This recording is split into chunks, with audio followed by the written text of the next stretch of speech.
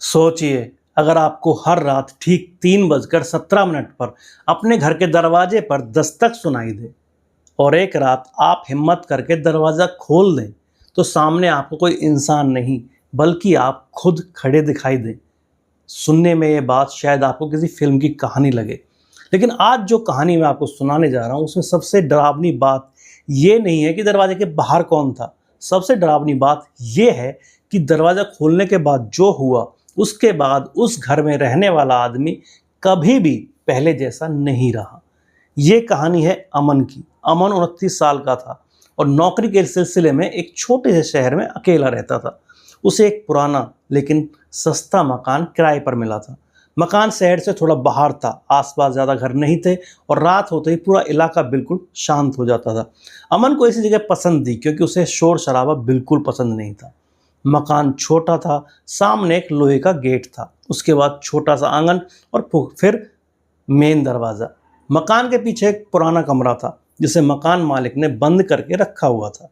अमन ने जब उस कमरे के बारे में पूछा तो मकान मालिक ने सिर्फ इतना कहा था, उस कमरे को मत खोलना। अमन ने हंसते हुए पूछा था, क्यों, अंदर क्या है? मकान मालिक ने कुछ सेकंड उसकी तरफ देखा और फिर बोला, कुछ नहीं है, बस पुराना सामान है। उस समय अमन ने इस बात को ज़्यादा गंभीरता से नहीं लिया। आखिर पुराने घरों में बंद कमरे होना कोई बड़ी बात नहीं थी। अमन ने मकान ले लिया और अपनी ज़िंदगी सामान्य तरीके से शुरू कर दी। पहले कुछ दिन बिल्कुल ठीक रहे। सुबह ऑफिस जाना, शाम को वापस आना, खाना बनाना और रात को सो जाना। लेकिन मकान में रहने के लगभग 10 दिन बाद एक अजीब घटना हुई। उस रात अमन की नींद अचानक खुल गई। कमरे में बिल्कुल अंधेरा था। उसने मोबाइल उठाकर समय देखा, 3:17। अमन ने पानी पीने के लिए जैसे ही करवट बदली तभी उसे आवाज़ सुनाई दी, ठक ठक ठक। आवाज़ मेन दरवाजे की तरफ से आ रही थी। अमन कुछ सेकंड चुपचाप बिस्तर पर बैठा रहा।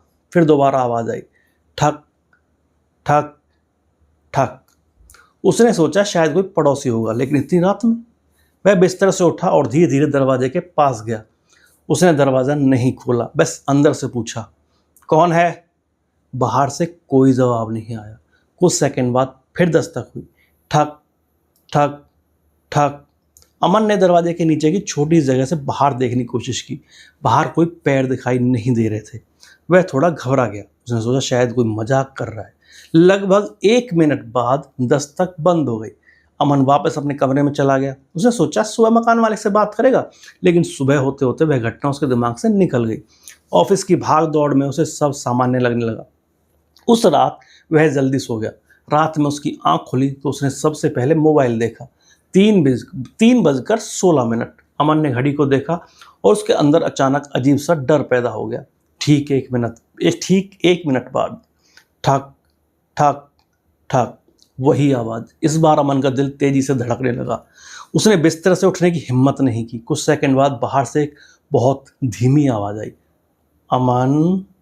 अमन के शरीर में जैसे बिजली दौड़ गई। बाहर कोई उसका नाम ले रहा था। उसने जवाब नहीं दिया। फिर आवाज़ आई, अमन, दरवाज़ा खोलो। आवाज़ बिल्कुल इंसान जैसी थी, लेकिन उसमें कुछ अजीब था। अमन ने तुरंत अपने दोस्त रोहित को फ़ोन किया। रोहित ने फ़ोन उठाया तो अमन ने धीरे से कहा, भाई, मेरे घर के बाहर कोई है। रोहित ने पूछा, कौन? अमन बोला, पता नहीं, मेरा नाम ले रहा है। रोहित ने कहा, दरवाज़ा मत खोलना, पुलिस को फ़ोन कर। अमन ने पुलिस को फ़ोन करने के लिए मोबाइल उठाया, लेकिन तभी बाहर से आवाज़ आई, अमन, रोहित को फ़ोन मत करना। अमन के हाथ से मोबाइल लगभग गिर गया। बाहर जो भी था उसे कैसे पता था कि उसने रोहित को फ़ोन किया है? अमन ने तुरंत फ़ोन काट दिया। कुछ सेकंड तक बिल्कुल सन्नाटा रहा। फिर दरवाजे पर आखिरी बार दस्तक हुई, ठक ठक ठक, और आवाज़ बंद हो गई। उस रात अमन सो नहीं पाया। सुबह होते ही वह मकान मालिक के पास गया। उसने पूरी घटना बताई।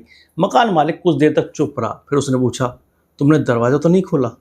अमन ने कहा, नहीं। मकान मालिक ने राहत की सांस ली और बोला, अच्छा किया। अमन ने पूछा, लेकिन ये कौन है? मकान मालिक ने कोई जवाब नहीं दिया। अमन ने फिर पूछा, आपको पता है ना? इस बार मकान मालिक ने उसकी तरफ देखा और कहा, आज रात अगर फिर आवाज़ आए तो किसी भी हालत में दरवाज़ा मत खोलना। अमन को गुस्सा आ गया।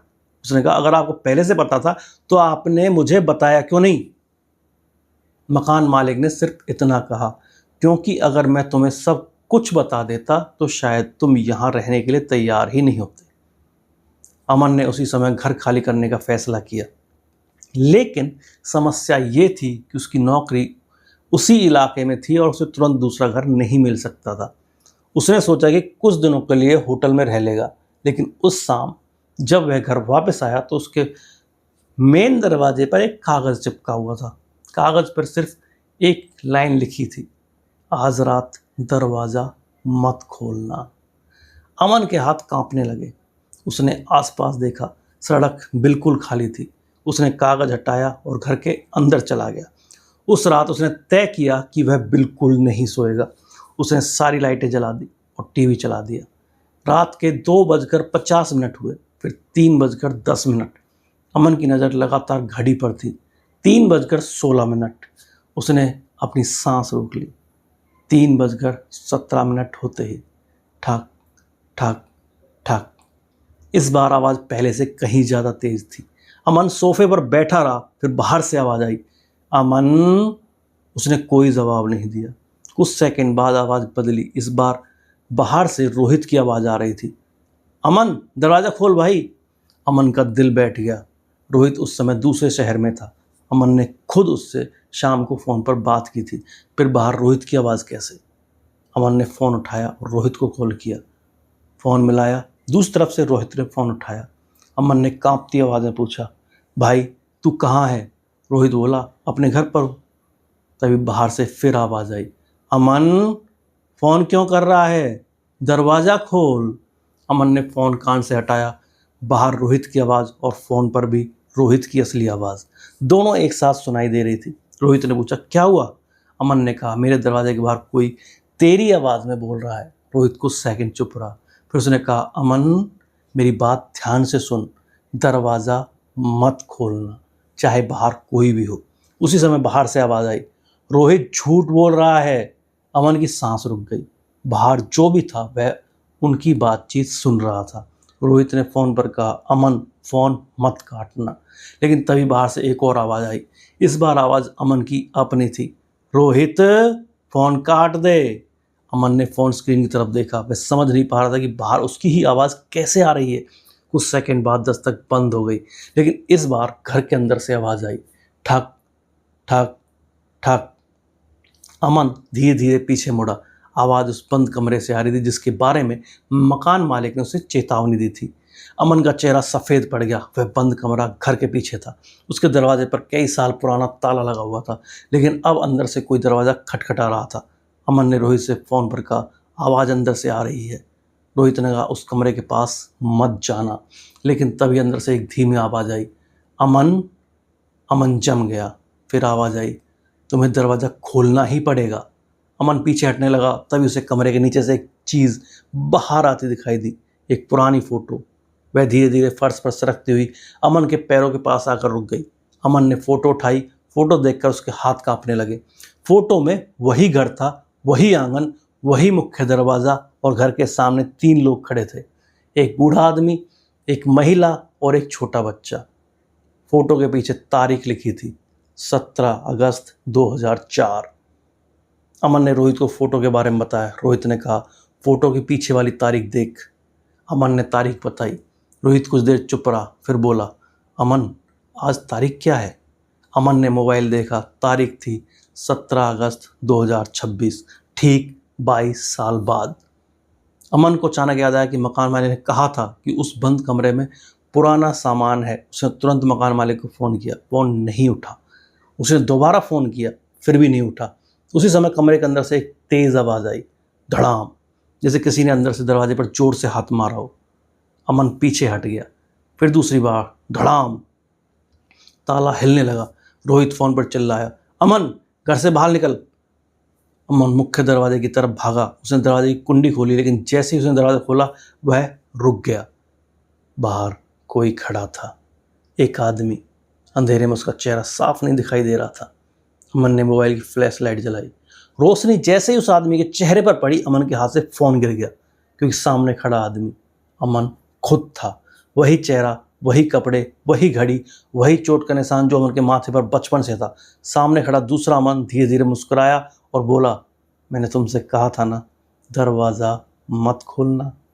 अमन पीछे हट गया, लेकिन तभी उसके पीछे से किसी ने उसका नाम पुकारा। वह मुड़ा, बंद कमरे का दरवाज़ा खुला हुआ था, उसके अंदर कोई खड़ा था, वही बूढ़ा आदमी जो फोटो में था।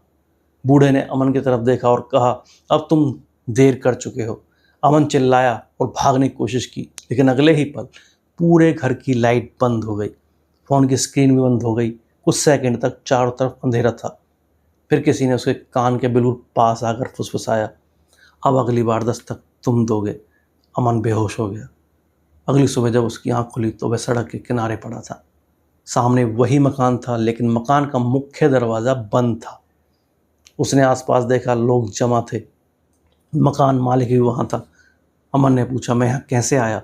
मकान मालिक ने कहा, तुम्हें कल रात सड़क पर बेहोश पाया गया था। अमन ने घर की तरफ देखा और पूछा, अंदर कौन था? मकान मालिक ने कुछ नहीं कहा। अमन ने फिर पूछा, उस कमरे में क्या था? इस बार मकान मालिक की आंखों में डर दिखाई दिया। उसने धीरे से कहा, तुमने कमरा खोल दिया था? अमन ने कहा, हाँ। मकान मालिक ने सिर हिलाया और बोला, वो कमरा 22 साल से बंद था। अमन ने पूछा, क्यों? मकान मालिक ने कहा, 22 साल पहले इसी घर में रहने वाला एक परिवार एक रात अचानक गायब हो गया था। अमन ने पूछा, वो 3 लोग? मकान मालिक बोला, हाँ, एक आदमी, उसकी पत्नी और उनका 8 साल का बेटा। अमन ने पूछा, उन्हें क्या हुआ? मकान मालिक ने कहा, किसी को नहीं पता। फिर उसने एक बात कही जिसे सुनकर अमन के पैरों तले जमीन खिसक गई। मकान मालिक बोला, लेकिन हर 17 अगस्त की रात इस घर के दरवाजे पर किसी के दस्तक देने की आवाज़ आती है। अमन ने पूछा, और आज? मकान मालिक ने कहा, आज दस्तक नहीं हुई।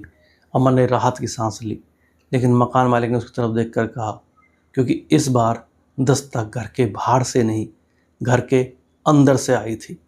अमन ने तुरंत पीछे मुड़कर मकान की तरफ देखा।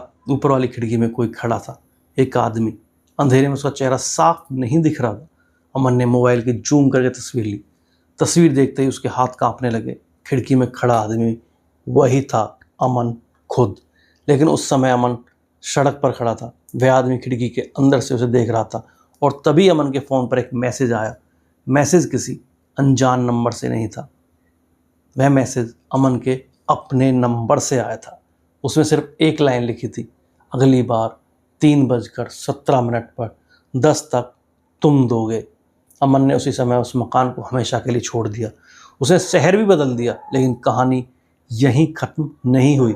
3 महीने बाद एक रात अमन अपने नए घर में सो रहा था। अचानक उसकी नींद खुली।